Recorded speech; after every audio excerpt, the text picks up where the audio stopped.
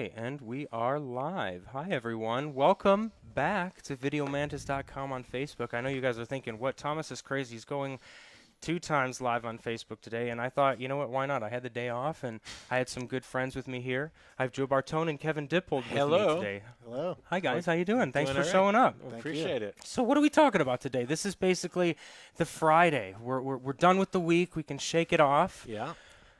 We can take just a little bit of time to talk about what?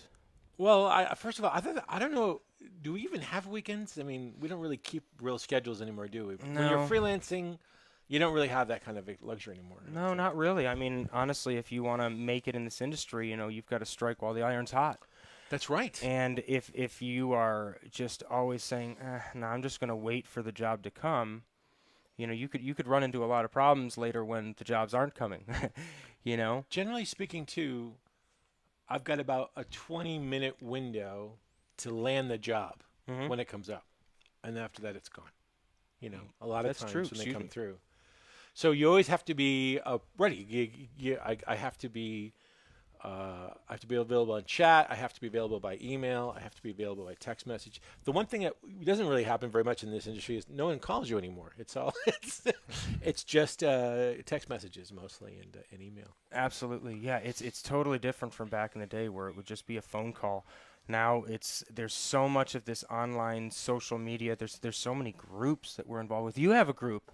Well, we have a group. Yes, it's Kevin and I and Tom. It's the. Oh, great. Oh, okay. You know what? Okay. Honestly, I hate to say it, but it's kind of like Netflix now. It's like, what's the new show? That show came out 2 years ago. I want to talk about it now. I don't. It's not my group. You know, it's the San Fernando Valley production sound mixers. Awesome. And the reason why is because actually there's a chat group, and I don't mean to cut this, but there's a chat group I have called a part of called Cult of Desithulu, which is just a joke thing, and it's me and about 6 other mixers, and we use that little private chat thing to share gigs and to share gear. Yeah. And then I thought, well, you know, maybe we should expand it a little bit more. Let's do something maybe valley-wide, because a lot of times, you know, I'm in the valley, I need to pick up some gear, bar or something, and so that's how it started. But Kevin's been a part of that right from the beginning. Yep.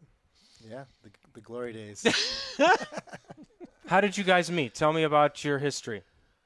I met you probably on a hike, I think 10 years ago. From 12 years ago. Paul DeGray. Yeah, I hired Paul DeGray to mix. I was a professional musician of sorts, and Paul was mixing a jazz record for me that I had recorded. And that's how I met you, because Paul introduced me to you, but you were working with who at the time? Probably the Smashing Pumpkins. Right. I think it was Yeah. that. So that was good. Oh, just the Smashing Pumpkins. You see how I just blew Hey, past that, actually, you know what's people? funny? He's wrong. Because it's not the Smashing Pumpkins. It's Smashing Pumpkins. So it's like the Facebook. Just drop the. All right? That's true, though. Just drop the. The Pink Floyd. The Pink Floyd. Pink Floyd. So, but yeah. And so Kevin and I really became good friends. Kevin ended up mastering a later record I did called by Dub Thief, which was... you know, I just only released on the web, and I started sending you a lot of post work for film that I was. Yeah, we've been working on a bunch of stuff the last couple of years. I've been mixing a lot of the films you're working on.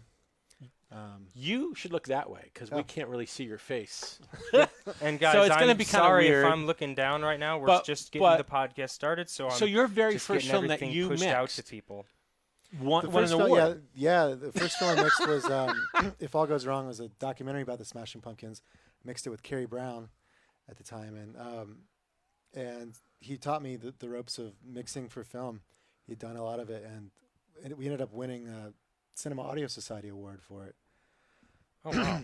Which was kind of crazy being up. It was one of the first awards they gave in the night, and we're at the Biltmore Hotel downtown, and they call it up. And I didn't think we were going to win because we were like against like the Little Mermaid and I think some Tom Petty thing, and like it was crazy. And they called You it ain't up. beating that little crab. Yeah, and it was like the next thing I call you up, and it was like talking in front of like 300 people, and I'm like stumbling over my words. Wow. Did you at least get a date out of this one? No, Not even that. Not even that. She stood me up that. Oh my god. He got a day with a statue. That's what he got. Ah, No. that's rough. So crazy. But the real question is, I'm curious, is how did you get into sound for film? How did I get into film for sound? Wow. Well, I went to school for music, and Like us, we're all musicians. Yeah, basically. exactly. Yeah. In fact, I used to sing opera, and I used to play trombone. My trombone is somewhere in the closet back there. But yeah, I just decided that I wanted to go into Broadway and to sing on stage. But man, that doesn't pay the bills. So I just decided, you know what, maybe I should learn how to record myself. So while I was in school, I was doing a double major of music recording, music technology, as well as vocal performance, just to, keep those chops up. And then, yeah, so I ended up coming out here. And before I came out here, I was online in a bunch of, different like bulletin board services, and I found the JW Sound site. Mm-hmm. And I was telling people like, hey, I'm out in Florida. I'm coming out to LA, and I just I don't know what to do. Can you guys give me any tips? And David Fisk was the guy that said, hey, when you come out to town, I don't know if you guys have met him before. He's been, you just have to look him up because he's literally worked with every single manufacturer that's out there. Right. And he just helps everyone. He's just an overall one of those, I would call him a sound savior. Okay. Cool. But anyways, so yeah, he was just like, come on out here and, I'll get you hooked up. So I did come out here, but I kind of started off just on my own. I'm kind of an introvert, so I got out and I was like, I need to just kind of feel this place out by myself for a little bit. And, things were working for me, but not too great. And then I finally, started talking to him again. He was like, you know what? I'm going to get you a job at Coffee Sound. And this was like 10, 12 years ago. So I came in and, David Fisk was like, John Coffey, interview this guy right now. Just trust me. And so he interviewed me and he was like, okay, you're hired. And he's like, I'm like, wow, okay, great. He's like, when should I start? He's like, oh, you're starting right now. I'm fucking busy. So he's like, get back there and talk to Chris Silverman and start prepping stuff. That's great. So it was just like, boom. That was in the rental department or the... It was in the everywhere the hell everywhere they told me to go department. Literally. So yeah, so I was there for probably about a year. Worked with some great people. I really respect David Fisk and Chris Silverman because they were two of my greatest teachers when I was there. They were the ones that were like, here's the piece of gear. Prep it this way. Make sure it's good to go. You'll never have a problem. They taught me the importance of prepping my packages before I go out in the field so I don't have problems. I mean, it seems so remedial, but sometimes people just show up and then they're like, oh, crap, I'm dead in the water. Right. So, they just taught me the beginning values of, how to be a good sound guy, and I will always respect them for that. So thank you guys. Everybody's a mentor. I get asked that a lot, actually. How did you get started? How do you get started? How did you get started? I've given actually a lot of thought, but I'm really first curious. I'm just dying, Kevin. How did you get started in audio? I mean, I played in bands going back to high school. And well, it's whatever. He can talk just amongst us. They're here. Don't worry about them. Back to and by the way, guys, this is the discussion for you guys, too. So if you guys want to, chat in on the discussion, ask us questions. We'd be more than happy to share it with all of you. I was playing in bands in high school and college and recorded at the time with my friend Brian Lucy. Mm-hmm. And he taught me how to basically build a small little studio. And he was a studio mentor for a long time, and he's gone on to win a number of Grammys. Turns out for like the Black Keys and mastering music. He's one of the top mastering guys now. Wow. So he was a big mentor to me, and another mentor early on was a guy named Rob Griffin. His his nephew played in my band. He was my best friend going back since to middle school. Mm-hmm. And anyway, he's another Grammy-winning engineer for like Herbie Hancock and Wayne Shorter. Would tour with those guys, and both those people I mentioned had just golden ears, and they would show me how to EQ something or show me how to to do some piece of gear. And I also, when I started, I spent a lot of time like trying to meet up with other engineers who are doing music and going to the studios and asking them questions. And I spent a lot of time trying to like just listen to different pieces of gear. Like I remember just driving across town because someone had a certain microphone that I wanted to listen to, or someone was going to do a mic shootout or speaker shootout, and I went across town, to listen and try to just learn as much as I could because I wanted to know what it sounded like. For sure, for sure. I mean, I'm sure you guys have had that feeling where you're just I got to know what that sounds like. Yeah. Mm-hmm. Yeah. You have like huddling parties, like whoever gets the new piece of gear, whoever can afford It's like it a first. Tupperware It's like, party for oh, guys. Hey, I'll bring the pizza. Yeah. Exactly. One of the things that I did crazy one time when I was in school, gosh, this was like 15 years ago. I built my own microphone. It was a piece of junk. Oh, I love that idea. It's a piece of junk, but I was looking at it saying, okay, a moving coil, and they say all it is a magnet with some wire and a diaphragm. So I was like, well, let's do it. Let's figure out if I can do it. So I bought a big magnet. It was about, I don't know, that big. Yeah. And I got a thin gauge wire. Gosh, it was probably like a 26, 28 gauge wire, very thin. Yeah. And wrapped it around, 1,000 times while I was watching Lost. And, then I got a toilet paper roll used. And then we had a piece of plastic that we taped over the top as the diaphragm. And I taped the leads on it. Right. And I sang into it. And so I took an XLR cable and cut it and stripped it. So I had the high, the low, and the ground.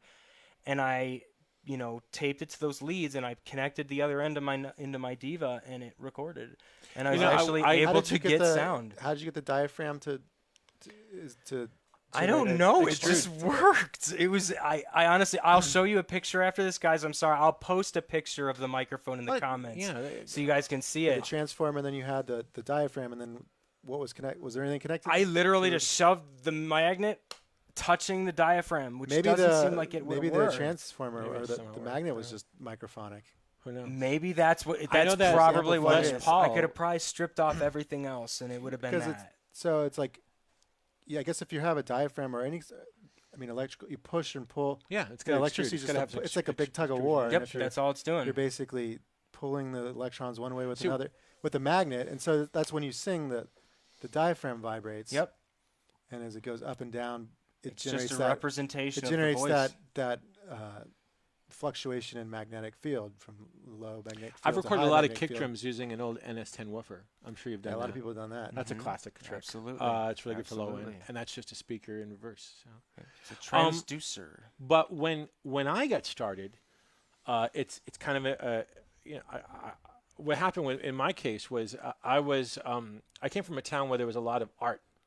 Providence, Rhode Island. We grew up. Rhode Island School of Design was there, and people just made stuff. And I grew up actually on Smith Hill, which was which was a kind of a ghetto.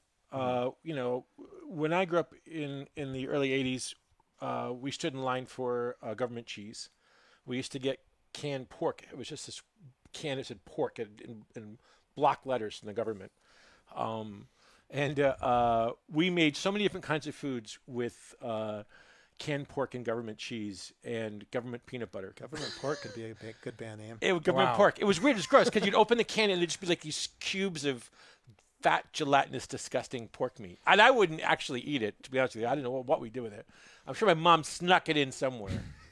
But it was one of those houses. Cereal, Joe. Yeah, it was. There you go. It was one of those houses where milk was like a luxury. We just didn't have any money. So playing guitar as a young kid was the only way I knew I was going to get out of this area, and that allowed me to play with the rich kids over in the East Side. And by becoming a musician and kind of hanging out with the rich kids, I managed to I said, oh, this is good. This is really good. So but I needed to record myself like all of you, and so I started recording myself more and more. And eventually I became like the sound guy for local clubs on Sunday afternoons. I'm saying this mostly, by the way, if you're a young person out there and you don't know how to go from point A to point B, this is how I got from point A to point B. Sure. Our good friend Paul DeGray is watching, I see. Oh, great. Well, Hi, Paul, guys. I love this story. So my first mixing job was the punk show Sunday afternoons. I would just get behind the mixing board with the live shows and just create a massive amount of feedback because I had no idea what I was doing. Yeah. But the bands couldn't tell because they were making a massive amount of feedback, and together we learned how to make music. How to balance. But even though I was in the area, and I did well. I mean, I even got as far as working at Foxborough Stadium with groups like U2 and the Rolling Stones and Dave Matthews, and doing really cool things. But in the end, I hit a wall, around 20, maybe 28 or 30. I began to work for the same people that I worked with before for the same amount of pay. And and then things just started going really downhill. Like, I started using drugs. I started just partying all the time, living like a rock and roll style, because I was touring also with rock bands at the same time and had my own group. And cut me off if I'm going too long. But then this is the point of the story. This is the important point. And I was sitting down, and I had basically lost everything at this point. Now I'm living in the basement of somebody's house. I'd lost my job. I was completely strung out on drugs, and I had no place else to go. And then somebody said to me this story, which I think young people should hear. Do you know why, Joe, the Chinese venerate the rat? It's because there was a Chinese fable about this guy that needs food. So every day he goes down this hall, and there are 3 doors. And behind door number 2, there was food. So every day he'd go to door number 2 and he'd eat food. And then one day he goes to door number 2 and there's no more food. So he sits in the closet there and just cries because he's miserable. And the rat comes by and says, "Why are you crying?" He said, "I'm starving." And the rat says, "Well, the food's in door number 3. Sometimes in life, you just have to keep going and moving in places that may be scary to you. Sure. Because that is where opportunity lies. And why is this important? Because when we're young, we're often told, "Oh, you can't do that," or "Don't take that risk," or "Do the safe thing." But I wish I'd learned earlier on to be more adventurous and more assured of myself and to trust myself more. Sure. So with that knowledge of that story, I moved to LA. I moved to LA 2 days sober with no friends, 1 suitcase and 2 guitars. And I just focused on rebuilding my life and just moving forward once with every opportunity that came forward. And I fell in love. I got a good job. We bought a house. My life is entirely different now. That's great. It's amazingly, and all because I finally got to the point where I was no longer going to live in fear. So if you're a person that's sitting there saying, "I don't know where my next job's coming from. I don't know where my next food's coming from," I tell you honestly, the universe is a positive place, and it wants to give you everything it possibly has. Sure. That's just about it. Sure. There you go. There's your story. Absolutely. I like your story better. Oh gosh, everybody has a story, but I mean, you do bring up a good point though. Is like, okay, so with not to take anything from that, please, No. but yes, there are positive affirmations, and it is a good thing to have a positive mental attitude about just going forward in life and being a professional. But what are some things that these beginner students can do when they're a little bit nervous because that phone literally isn't ringing? When things are a little bit more practical. What are the practical methods to go from point A to point B? Let's lay that out, because let's face it, like, some people are sweating right now. Sure, it's true. You know what I mean? Well, right. Well, this is where I don't want to get into the whole, rate issue, but if you're starting out, obviously how I started out, I went to Craigslist. Oh, here's the cool thing about Craigslist. Can I talk about Craigslist for a second? Sure. So I want to talk about the positive aspects of Craigslist. Okay. We know the negative aspects, but here's the positive aspects. When you were responding to a job or any job, and when I was first starting out, I always included a photo of my gear and my cat. And the reason why was because I wanted to humanize my cover letter. And most people in their cover letters, they want to talk about their experiences and their enthusiasm and everything. I wanted them to see one unique thing, like maybe my guitar, or maybe this painting I did, or maybe this collection of movies I like. And I want to include that because I want the people that are making these selections to say, "Oh, I relate to that." And then my cat photo got me more work in the beginning than anything else, than any of my resumes did. That's great. Hey, there you go. I mean, that's it. Well, I mean, you know what? Those are the one thing that I take from that is that, there's different temperaments, and some people are going to pull that. Some people might be like, I don't like that. He might not be that type of person I want to have on set. Or some people are going to be like, I like this guy. And they're just going to be like, done looking. You know what I mean? So it's great. You have to find the type of clientele that's going to work with you, that you're going to blend with. And, that it just takes time sometimes. What does the producer that most often hires you in the beginning look like? In my experience, they were generally women. The producers I worked for were mostly women. So it was smarter for me to curtail my image, my projection of myself toward something that I think hopefully women would like. Are you talking about film producers or music producers? Film producers. A lot of them, a lot of the people that work, the best producers to work with actually have been women typically. They're just amazing at producing. Absolutely. It's like, absolutely. I don't know what that is. So I think that's possibly why Walter worked. I don't know. What do you do? People just call me up. I've been doing jobs around town long enough that. Yeah, but I'm talking. But that's now. But when nobody knew you? What was your first job like? And how about even your first job and your second job? When I moved out here, I started advertising on Craigslist to produce music, and I met a handful of people that I just started working with. And I don't know, it's like I would meet with somebody and I'd work with them, and somehow they'd introduce me to somebody else, and then they would introduce me to someone else, and it's still But going. when we started with Craigslist, there wasn't much. Facebook wasn't even a thing, really. No. Yeah, that was kind of the only. That was the only game in town, basically. Yeah. I mean, well, even MySpace wasn't a thing. Wasn't a you thing. know, And then or when after I'd worked beginning. here a couple of years, or a year or two, I met Carrie Brown, and I started working for him, and that's when we did all the Smashing Pumpkins stuff for 5 or 6 years. You know, in fact, I have to say, in some ways, it was much easier to get work when it was just Craigslist, because the problem with social media is you've got people that like you, and then yeah, it's like you can apply for a job in Craigslist and kind of keep your privacy, but you can't do that on Facebook. How do you guys at home get jobs in the beginning of your careers? I'd like to hear from you guys, too, just to get more on the conversation. We're going to take a look here and see if anybody's been saying anything. I don't think there's anyone saying anything. But that's okay. I think that's networking is definitely a big thing, going out to see. Well, how do you network? If you're in music, you go to see your friends' bands, and then introduce yourself to their friends, and if they have bands, you go see them, and then share what you do. I mean, I had would meet people for coffee a lot. Do you go to like the openings of the movies that you work on? No. I don't. Maybe I should. I'm thinking maybe I should. I usually do. I do a lot of post mixing, and so I always like to hear how stuff sounds. And do you get work from it? Yeah. I mean, I went to something last night, and I met yesterday I did a temp mix for. There we go. That's all right. Everybody knows at home. Sometimes the camera flips off, and we just flip it back on. A last minute screening, so I mixed a feature in a day, basically a day and a half. Just as a rough touch up, rough mix. And you get that from going to another opening? Well, that was someone I knew, and then I met someone, and we're talking now. But it's just like that's how it works. Just meet somebody. Well, you know that NAB show, right? That they have every single year for production sound. I mean, I think Eric and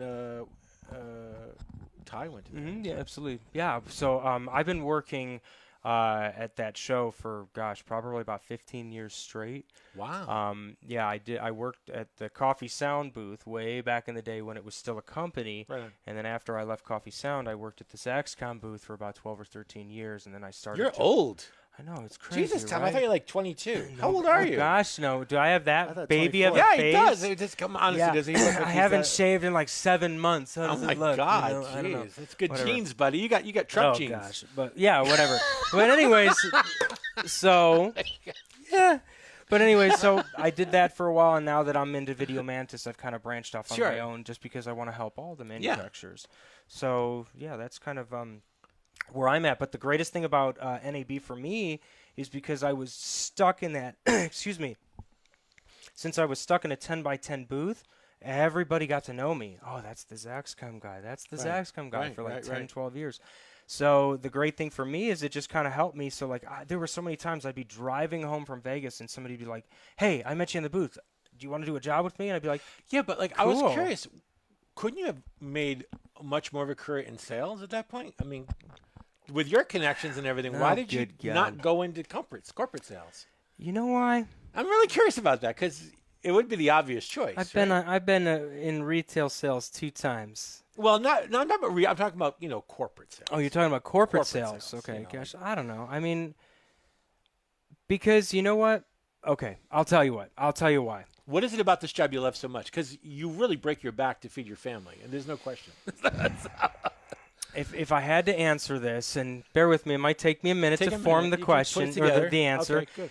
But I mean, what it comes down to is I can answer it with another question. Okay. All the people that come up and they say, what microphone should I buy? What's the microphone that I should buy? And it's like, okay, well, there's no such thing as a God microphone. No, there isn't. You need to buy different microphones for different things. Absolutely. And so what it comes down to is like, I've learned that you can't compare a microphone. You can say it sounds good. You could talk about the qualities of that microphone, but you can't call it good or bad until you compare it to something else. I mean, I personally believe that. Right. So, like one of the biggest problems that I see a lot of beginner students do is they say, oh man, I bought this insert manufacturer, insert product. It sounds great. It costs $200 or it costs $300 or something. And I go, okay, that's great. I don't care about the price. I want to hear it, and then I want to A/B it to something else. All right. So, I mean, what was your question? The question is, why did you not go into corporate sales? Why did you end up working? Because this is a hard life. Because if I was working corporate sales for Zaxcom or Sound Devices or Electrosonics, if any of them would be gracious enough to hire me. Oh, okay. So you're waiting for the offer. No. Okay. No, I got my own business. I've run two S-Corps. I mean, I hate to say it. I got enough on my plate. You get enough on your plate already. I really do. But you love this. I love doing what I'm doing. Your own company. And what it comes down to is that if I had to be, I don't want to say pigeonholed, but if I had to be focused on one company, I couldn't love all companies. Right. And I think that there's something beautiful. So ownership, you take pride in ownership. Well, yeah, I take pride in education and understanding the qualities and the traits of all manufacturers. Sure. I don't like bashing any manufacturers. Yes, I've been a Zaxcom guy for 10, 12 years, but I'll be honest, I am not the guy to go, man, that product sucks. I'd rather talk about the qualities of every product. Well, no, I agree with you. I totally agree with you. So that's kind of what But I'm interested in the pride of ownership. So the one thing that you get from being a production sound engineer is the sense of pride because it's your business, because it's your effort, and because you're connecting into a community that's building something. Yeah. I would say that's what you're saying. Yeah. If you're saying it like that, absolutely, that's how I agree with that, for sure. I'm just trying to build a collective source of education for everybody in the world. Now, how about you? Because have you ever worked corporate, or have you always been freelance? I worked at the university for about 6-7 years after I got out of college. Right. And then I moved to Los Angeles and basically started freelancing. So you've always been kind of a freelancer. And then I worked for because I met people like you. I met people that never had a job. They've always just freelanced. I worked with Carrie's studio for 5 or 6 years, and I met a bunch of people through him. Right. And I still work with a lot of them, and I still work with Carrie. And then didn't you play on some or write some song with some Playboy blonde chick? What was her name? Who's that? We did some stuff with Sasha Grey in the studio. No, it wasn't there. We did. What? Out of time? Move on. Come on, guys, this is educational. Let's move past that topic. Come on. Let's. I know it's a Friday night class, but we don't need to be bringing up that. Okay.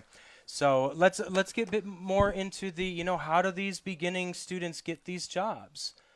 How do they do that? How did you get your first job? You have to try to get as good as you can at what you do. I mean, and for me, I was always buying and selling gear and trying to build my home studio. So, I think it's hard if you don't have gear and you're just getting started. It's hard to have a client base. Yeah, that's the problem. You have to build stuff. You have to invest money in your. You couldn't start a restaurant and not invest any money in the restaurant and just say, I have a restaurant. But you don't have any infrastructure. So you have to get something and decide what you want to do. I mean, if you can work for somebody who's got a name or reputation and a client base and they can teach you something, that's great. I mean, certainly reading online and is great, but the things you'll learn at the end of a 12-hour day working with somebody are the really valuable things. Yeah. And so you have to just learn to be your own guy or girl and just. I'm sorry to interrupt, but you actually did bring up a good question. Is some people don't know the route to take, whether I should accumulate more gear or if I should try to take the route of being a boom operator or a sound utility technician and saying I'm not going to be the sound mixer that gets all the gear. I'm going to work for that guy in the beginning. And honestly, that's kind of the route that I took. When I got into production sound after working at Coffee Sound and I left, I had a couple friends, and one of them was like, hey, you want to be my boom operator on a job? And I'm like, sure, I'm not working now because I'm not at Coffee Sound. So I went on and started working with him, and we got into the union at the exact same time because the show flipped. So we were able to convert ourselves into the union, and when that happened, it was like, hey, do you want to go in as a sound mixer, or do you want to go in as either a boom operator or a utility? And I said, you know what, I'm going to go in as utility because I think that I might be a little bit more valuable myself to be able to help multiple sound mixers instead of just being my own mixer and having to fight for all of my jobs. I kind of took the backseat approach of, as long as these sound mixers like me and trust me, they get the jobs and then they hire me. So that was kind of my approach. How was your approach different? I just did whatever the next indicated step was. Mm-hmm. It was just simply, what can I do today to make my life easier? So I've never really had the luxury of working with other people. Oh, okay. So you're doing a lot of one-man band things. Most of my stuff are by myself. Yeah. Okay. I don't usually. I get work from other mixers, but which is wonderful, and I'm grateful to them. But most of what I had to do, because coming into it, I was at Warner Brothers before I did this. I left Warner Brothers, at like 48, when 2008 came along, was the crash, and that was hard, right? And I so this is like a fifth career for me, and at 50, I wasn't going to get the kind of track that would be available to younger mixers. So I had to create my own, start my own path, basically. And so I've always been just a mixer, and I hire boom ups, but I've managed to keep it going. And why do I keep it going? How do I keep it going? I'll tell you, it's mostly it's focusing on talent and focusing on how to be set etiquette, how to interface with the departments, and how to communicate. I don't have the same strengths you have, which is that particular technology that you have involved in the recording process. My strengths are more interpersonal. Mm-hmm. So I'm much more focused on learning how to wire people to make them feel comfortable, learning how to speak properly, learning the roles, etc. And when I teach other boom ups, those are the skills I really focus on. Absolutely. So. Absolutely. Yeah, Joe's very good at set etiquette. You're working on a. Yeah, I'm writing a book, but yes, I am writing a book. I'm writing a book on set etiquette. Yeah, because you know why? I'll tell you why. Because there isn't a book on set etiquette. Isn't that weird? I don't. There's no book. Once. It started because after World War II, correct, a lot of military people got into film production, and they just adapted that protocol. Well, yeah, that's really important. Yeah, what he's talking about is the origin of film sets at the end of World War II. When the GI Bill was available, a lot of people Hollywood film was a new medium. And they came to Hollywood to work on movies, and the producers would hire veterans because they knew how to run a MASH unit. They knew how the sound department could walk in, and the camera department and the grip department, and without much cross supervision, each department could effectively integrate with each other department, much in the same way that the military does. Wow. And this is why we say things like copy, and this is why we say sir and ma'am a lot. At least I still do. Hey, if you want to double your rates, here's the trick, sir and ma'am. I am not kidding. When I started saying sir and ma'am to everybody on set, my rates more than doubled. And that's the only thing I did differently. You know what, though? I have a very different experience with that, though. Okay, cool. So the experience for me is, remember when I was 21 years of age, if I said yes or no, sir, I'd have people go, fuck you, don't call me that. That's true. They would literally get in my face. I would believe that. Yeah, there's definitely different temperaments. So, yeah, just be very careful. I think one of the most important things that I have taken from my experience is you really have to learn how to read people in this industry, because you just unless if you know the person that you're dealing with and you can know, oh, hey, what's going on? Oh, they're having a good day.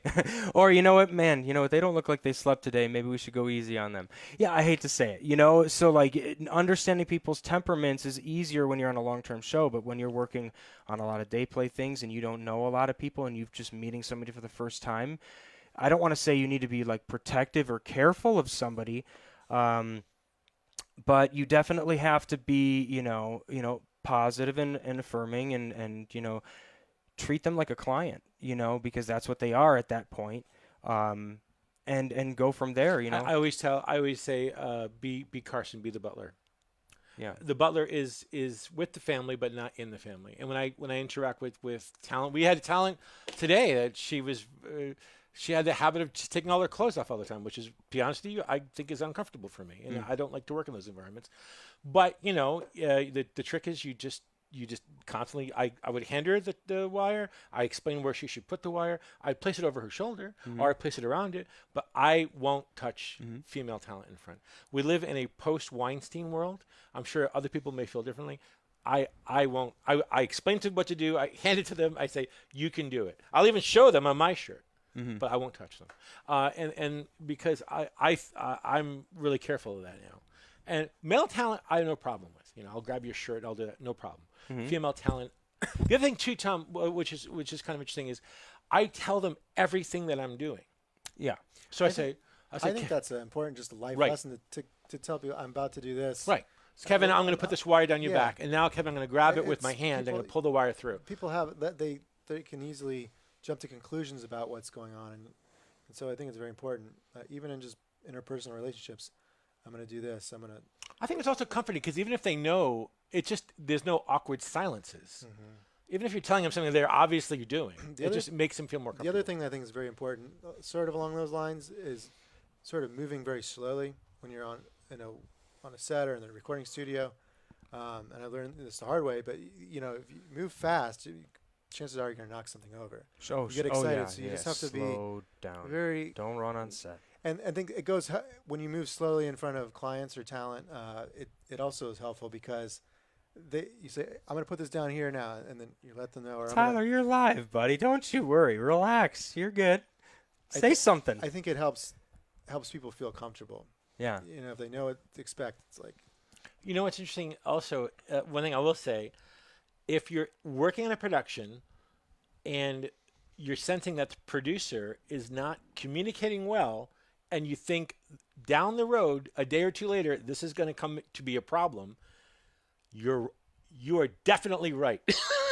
I can tell you that. We're not going to be too pessimistic. Joe, no, relax. I'm serious. Relax. I'm not being pessimistic. I'm being honest. No, it's just true. If you sense that there's a breakdown in communication, there is a breakdown in communication. Well, sure. That's what I'm trying to say. Okay, fair enough on that. If I you guess what it sense means, though, is, just make sure, it's our job as a professional to inform our client if there's an issue and to resolve that issue. So, I mean, for me, I would hope, God, that I would never have an issue 2 days in with my clients because it's solved on the day, on the moment that it happens. I mean, personally, like, I guess I would have to have a scenario, but that could get heavy. Well, okay. In a case, I'm not pointing fingers here. I'm just saying, this. Part of managing your business is learning how to manage expectations. You can't have. We can't be sitting here and talking about people having their own businesses and not discuss these problems. These problems come up, and the answer, the point I'm trying to say is, how do you deal with them? Sure. That's what I'm talking about, Tom. The positive aspect, how do you deal with it? How do you deal when you sense that communication is breaking down? Well, one thing is very sure. I will say this much. In the end, you have to know, you have to do your part and your best to communicate as well, even in situations when other people are not communicating well to you. Absolutely. And you go also, here's the part that I had to learn, you're going to have to compromise a little bit.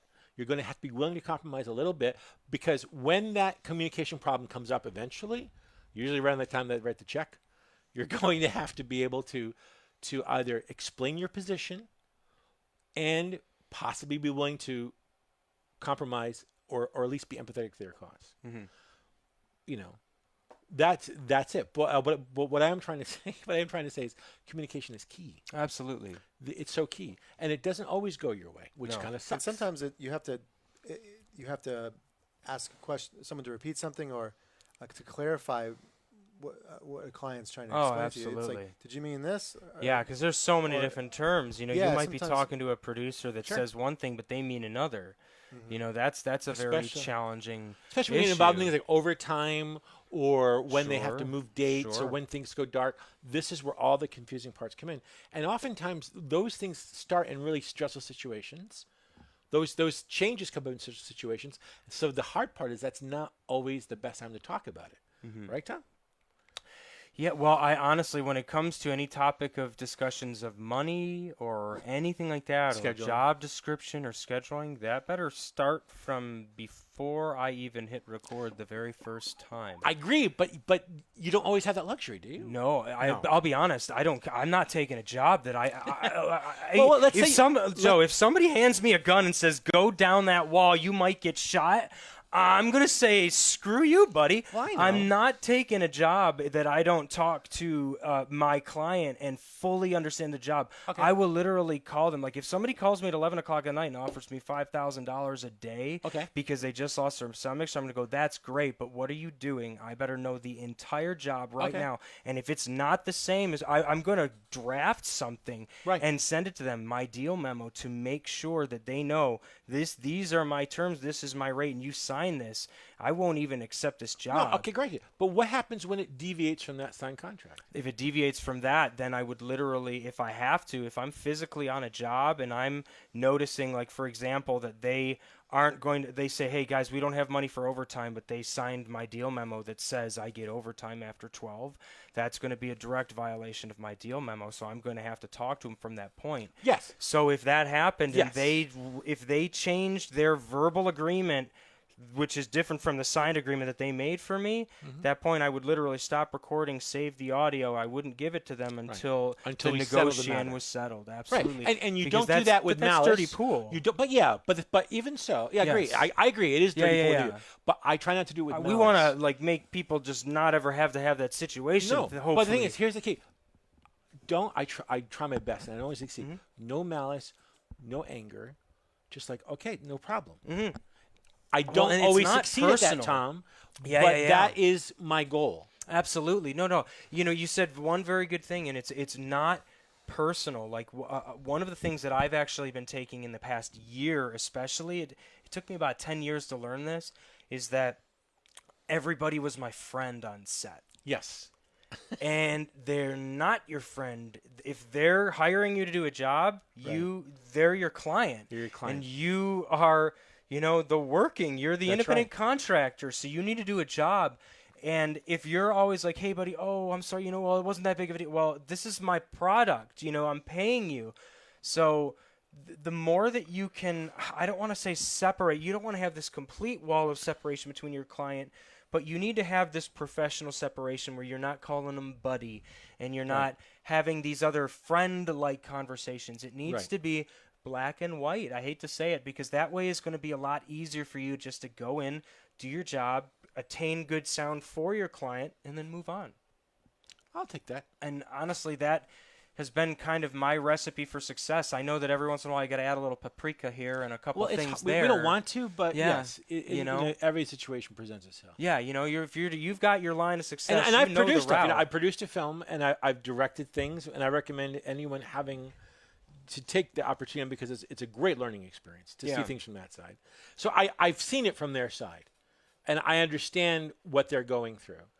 And again, but the thing I had also learned, and I don't mean to cut off Kevin, is that when I was producing, I treated people the way I wanted to treat them. Yeah. So now I realize too that when there's poor communication on set, I don't have to be treated in that manner. No one should be treated in that manner. It's okay to say, hey, this is unacceptable communication. This is acceptable communication. But it's very interesting looking at it from the other side points. Very interesting trying to put a movie together, and you have all these things pulling against you. Oh yeah, it's everything. Tough. Yeah, it's it's hard. I mean, one of the biggest things that I'm trying to learn in my life is perspective with everything. It's trying to understand, if you're going to have a confrontation with somebody, and I don't say confrontation in a completely negative way. I mean, if you're just ever going to have a conversation with somebody on set, try to understand their side. That's right. You need to understand what's going on in their world. No, I need to be standing here. Yeah, but the DP wants me to put a light here, buddy. That's right. I'm going to get yelled at, and then so are you if you don't move. So just understanding that you're going to lose that war every time, you might be better off. By the way, I got a couple things here. Tyler Faison from Texas. What's up, buddy? He has a couple things here. He's saying he never gets it live, so he is today. And he says, live topic. specific rate difference between short-term and long-term. He's curious if you guys want to The rate talk difference about between that. short-term and long-term employment? I think it's like, if you're taking a job that's maybe like a day playing job versus like I'm going to do a job for a month, and maybe you can follow up, Tyler, and let me know if that's correct. There are guys that are really, really good at this topic. Kevin and I are terrible at this. What's up, Mike? You're pretty good at it. Well, you know what? That's okay. We'll work on it together. Here's what I'll say. Okay. My friend Alan G. in Francisco I always put my coffee somewhere else. Have you noticed that, guys? Sorry. owns an upholstery shop. And how he does it is he takes work at the going rate until he's got too much work, and then he raised his rates. That's supply and demand, basically. That's right. That's how he did it. So what I did when I first started, I figured out how much money do I need per month to live. Mm-hmm. My mortgage, I have a house. My mortgage, my clothing, my food, all that. And I divided that by 15. Mm-hmm. And that was... Why the 15? Sorry. Because Why the 15? I wanted to work 15 days a month. Okay, fair enough. Okay. And I said, okay, this is the least amount of money I need to make. Yep. And I need to work 15 days. And when I started, I worked 15 days whether I got, no matter what. I just worked 15 days. Where in the beginning probably did a couple of free things. I'll probably piss somebody off by saying that. But my goal was to continue working for 15 days. Sure. When I first started out to meet people. And then once after the 15 days were up. Hi, Crew Chamberlain. How you doing? Then I raised my rates. Yeah. And that's how I did it. There you go. What do you do? When I first got into sound, I don't know if the word is fortunate or not, but I was working on either non-union or union things right as a sound utility I'm not technician. union, so keep that in mind. Well, I didn't start union, but I was fortunate that I kind of got in a little quicker than most. But I guess what I'm saying is in the very, very beginning, I was not a sound guy by myself. Right. Not at all. I literally was just... Because everybody knew me as the rental guy from coffee. The second I got out of there and I wasn't prepping the packages, they were like, Thomas, you're my third now. Sure, because you knew all the gear. Yeah, exactly. So that helped me. So, I mean, for beginner guys, by the way, learn the gear. If you know the gear. Oh, yeah, I know the contest. Get a job at a rental shop. One thing, too, I think that sound devices. Yeah, along those lines, learning gear that people probably don't talk about much is looking at what's for sale, like either Craigslist or eBay, and just scroll through and just see what's for sale and how much it costs, how much it sells for, versus live, new versus used. Read the descriptions because you can really learn a lot. Even if you don't even know what the gear is, you can just search through. You can see what looks in terms of like the value of the gear. What's the advantage of that? I don't quite understand what we're talking about. You can see and how does it pertain to rates? We'll get back to that later. But go on. Well, I mean, it's talking more about learning gear. Like I'm just kidding. Okay. Mm-hmm. But and it's sort of just a side point. But I think you just see what's out there. You see people talk about some specific thing they learned about the gear after having it for 2 to 3 years. Monsters. You'll see all the different products. You'll start to see what looks like it's more valuable and less valuable. You can kind of give an estimate of how much something's worth just by taking a look at it. And just learning more gear is always better. Agreed. And you can make money off gear if you know how to buy and sell correctly. Exactly. Mm-hmm. And I think that I mean, if you know more gear, do you sell your gear that you haven't touched in 6 months? I need to start selling it more. See, the rule was if you don't touch it in 6 months, you should sell it. Have you heard that rule? Yeah, I have heard it, and I've never really applied it because I was always like, oh, by this time, Video Mantis is going to have 7 extra sound ENG guys to go out and do stuff.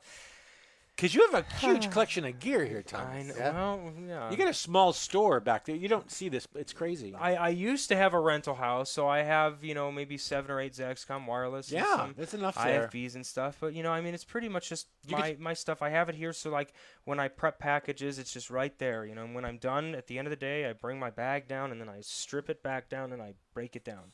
You don't leave anything in the bag? The only thing that stays in is the recorder and the 2 wireless. And everything else pretty much comes out. Goes. Because the thing is that for me, it's like anytime the clients that I'm getting, they usually always ask for 4 wires or 2 wires. Right. But it's between 2 and 3 wires, so I usually always bring 4 wires with me just because I'm always ready to go with 4. Gotcha. Two QRXs and I'm ready to go. But besides that, if they want transmitters, they got to pay for it. So I got to put that in the bag. Yeah, I know that I have my Nomad ERX, Zaxnet, But no, if they want context, they're going to pay for the transmitter, they're going to pay for the receivers. So the way that I do all of my rentals is, or rather, to get back to Tyler's question, because he was talking about day rates versus like long-term rates, you kind of got to feel out the client. I mean, if we really wanted to get into it, we would have to say, okay, is this a brand new client? Or is this a long-term client that you've had for 5 or 6 years? Like, I know Tyler's got some, I'm not going to name bash his clients right now, but man, you've had some clients for 7 or 8 years. And if they called you up even 5 or 6 times a year and said, hey, you know what, I don't have any money right now and I need a favor, can you come out for the weekend and help me? And I know that if Tyler didn't have any birthdays with all of his kids, he would absolutely I would do that come too. out and help. That's me. I don't know why I'm that's me. And well, you have to. That's how you establish a relationship with a client. I feel terrible admitting that. Like when I what's wrong with that? See, here's the thing with a lot of people. This is something this is a good discussion. See, this is what we need to get to. So we finally got through the mud a little bit. So I've been dancing on this topic all night. Screw favors, always a birthday. Absolutely, I completely agree. You know, somebody was like, "Hey, can I call you to talk details on a job?" And I said, "Yesterday is my baby girl's first birthday," and I said, "We got to take the day off." Thank you. Sure, Actually, I got birthday cake we can have later if you guys want. But the idea is that, you know, if it was a first-time client, you know, I mean, to be honest, I'm going to charge them, or I'm going to quote them my full rates, and then I'm also going to ask them about their job and find out the details, and then say, okay, here's the equipment that I need to do the job, and I'm just going to line item it out because that's what it is. You know, if they didn't have me and they just got somebody else to do the job, they would have to go to the rental house and rent all the things that I said on that list in order to do the job. So the deal is by hiring me, you're getting my professionalism of, well, for Thomas Popp, you're getting 10 to 15 years of experience. Oh, God, easily. You know, so with that, you know, that's always a value. But exactly, that's what you're paying for. You're paying for my experience, and then you're also paying for the fact that I built my bag, and it's made with the gear that it doesn't matter what I think is the best gear. It matters that this works for me, and it helps me to achieve a high-quality soundtrack for my client. Yeah. So from there, I'd be able to go to the client and say, okay, here's what I would charge. And they would be able to come back and go, you know, we don't have that type of money. Sure. And then I can either give them a discount or go according from there. But I always have a bare minimum. I don't need to share that with anybody here, but you know, I have a minimum number where it's like I just don't leave my house. Yeah, for it's not worth it below that number. Yeah, in fact, there's a number that I won't work, but I said, listen, but I'll send somebody else out for that. But you know, then there's numbers where back up, guys. Then there's numbers that are so low. I say to them quite honestly, I can't even recommend somebody at that level. So you better have going to Craigslist. I've started to stop telling them. I think that producers are intelligent enough to start realizing after a while when they start getting shut down by a lot of professional mixers that, okay, they're bottom dwelling. So they just don't have enough. Yeah, but what I generally tend to do is not throw, you know what, I might say, hey, you know, unfortunately, I don't go out for a rate that low. I can recommend a few people, but I generally don't like speak on their behalf saying it's probably too low for them. So you don't say, hey, if you could raise this up, I could probably refer somebody? You don't say something like that? I do. No, I'll say, hey, you know what, this number I can't work with. If you get to this number, I have a couple of junior mixers I can send. But at that point, why don't you just take the job? Because it's still too low for me. It's still too low for you. Well, see, I mean, I hate to say it, but I kind of what I do, I've been burned in the past by recommending some people to clients of mine. So unless if it's like I literally have like only 2 people that I recommend jobs to. Right. That's why I've never recommended a job for me. No, I'm just kidding. No offense. Sorry. Well, the reason is because I literally had my biggest client go done off of a recommendation. Yeah, crazy. We don't need to sob straw. I have to go back on the couch. I always end up on the couch next to the cats. There you go. But yeah, it's crazy. Okay, so what is it? Not to bring up Texas again, but being a global broadcast that VM is, I'm curious how LA perceives non-LA New York. Genuinely. Am I the local? I think you guys know what I mean. Even I hear horror stories of the local guy. We're lucky in Dallas. The stories I'm hearing. Hey, the stories I'm hearing is that you get more money than we do.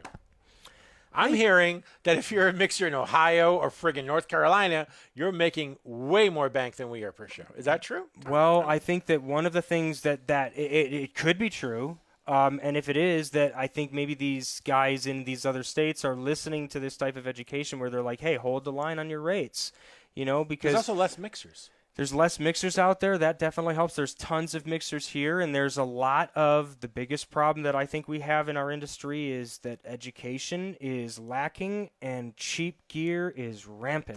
And it's getting cheaper. Yeah, cheaper and cheaper and cheaper, which means that everybody can do it, even though they don't have the values and education. There are certain companies' gear that I buy that are now making less expensive versions of their stuff.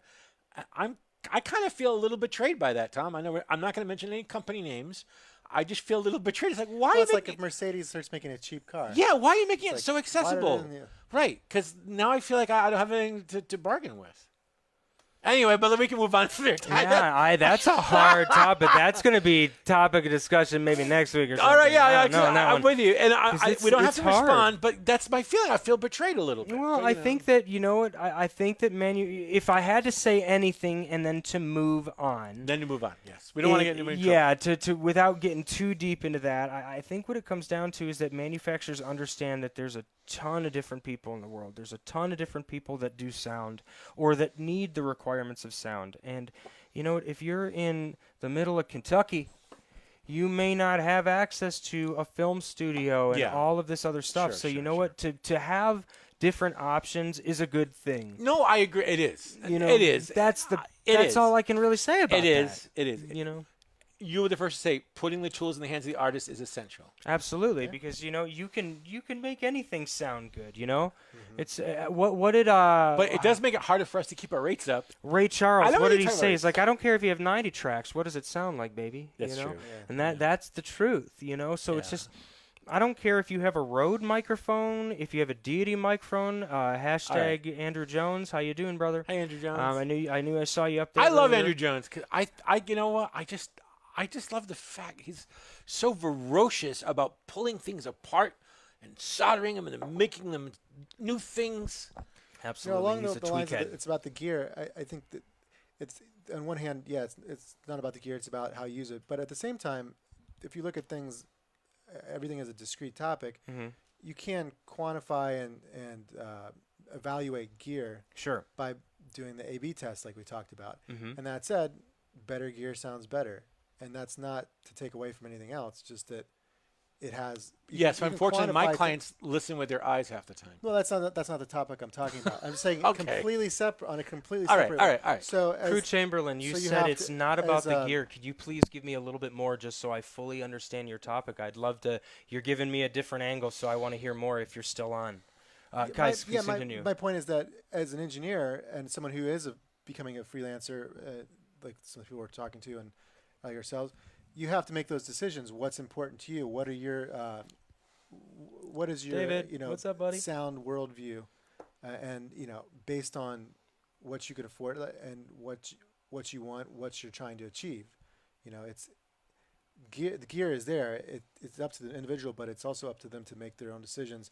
And I think that as an engineer, you should spend time going through, listening to gear, making decisions, educating your ear. And improving your ear. I absolutely agree. And listening is something you have to learn. And to say it's not about the gear. Yeah, let's talk about listening. That's a good one. That's a good thing to say, but it's not wrong. But so can we talk about listening just for a second? I'm going to change the subject, but yeah, sure, go ahead. Okay, now here's a very fascinating thing. I'm going to not mention company names, but okay. Yeah, I always like to keep these neutral. Company A has a warm bottom sound on their transmitter pack. Company B has more mid-range punch. Okay, they're both roughly the same price. Okay. Now, what I'm trying to say is, just because you find the warm bottom and the rolled off top more pleasant to listen to on its own, does not make it a better sound. Because in the context of a mix, when you start adding in the music, the sound effects, the room tone, the characteristics of that particular tonality may not sit well within the mix. Of course, absolutely. Right. So this is the part that takes time to understand for a young mixer, is what to listen for. Absolutely. Because don't be impressed by it having a big friggin' bottom or a wonderful crispy top. That can be wonderful. Yeah, exactly. That might be what you're need. looking for. It might be what you need, Right. and it might work great in the location However, that you're recording in. It doesn't necessarily mean that's the way to go in a mix. Absolutely. For instance, that would not sound great if you were if the scene was an exterior scene. Absolutely. And you're outside in the desert. But if you're in a bedroom and it's an intimate scene, yeah, it might sound perfect. great. When people are whispering, Yeah. that bottom end it is might very be intimate. a shorter microphone, Right. and it It's sounds very great intimate. in that Right. atmosphere in that place. So that's why I think if you have the ability to do a little bit of post work when you can't teach yourself, that's going to help you be able to recognize what it is you're trying to capture in each situation. Mm-hmm. Does that make sense? I think so, yeah. Yeah. Absolutely. And guys, Crew Chamberlain, he did write back. He says, knowing what to do and why is the most important aspect of sound for any picture. So I guess to further go into that, Crew, thank you for chiming in again.